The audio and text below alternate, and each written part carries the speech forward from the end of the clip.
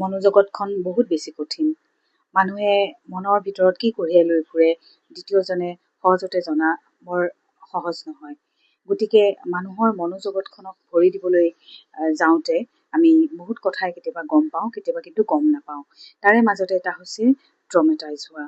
কিছুমান বহুত বেছি মনত গভীৰ আঘাত পালে মানুহ ট্ৰমেটাইজ হয়। আৰু যেতিয়া এজন মানুহ ট্ৰমাত ভুগি থাকে তেতিয়া সেই মানুহজনে ভিতৰত কি চলি আছে অন্য লোকে গম নাপায়, কিন্তু তেওঁৰ ব্যৱহাৰত বা তেওঁৰ দৈনন্দিন কাৰ্যকলাপত অলপ অলপ ধৰা পৰে। আৰু সেইটো সময়তে এই মানুহজনক, যিজন মানুহ ট্ৰমাত ভুগিছে, সেই মানুহজনক লগত সংগ দিয়া উচিত আৰু দৰকাৰ পৰিলে কাউন্সেলিং দিয়া উচিত।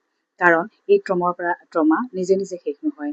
ট্ৰমাটাইজ হোৱা মানুহ এজনৰ প্ৰথম আৰু প্ৰধান লক্ষণ হ'ল তেওঁৰ টোপনি আৰু খাদ্য। তেওঁৰ টোপনি ভাল নহয় আৰু তেওঁ একদম খাবলৈ মন নকৰে, হজমৰ অসুবিধা হয় আৰু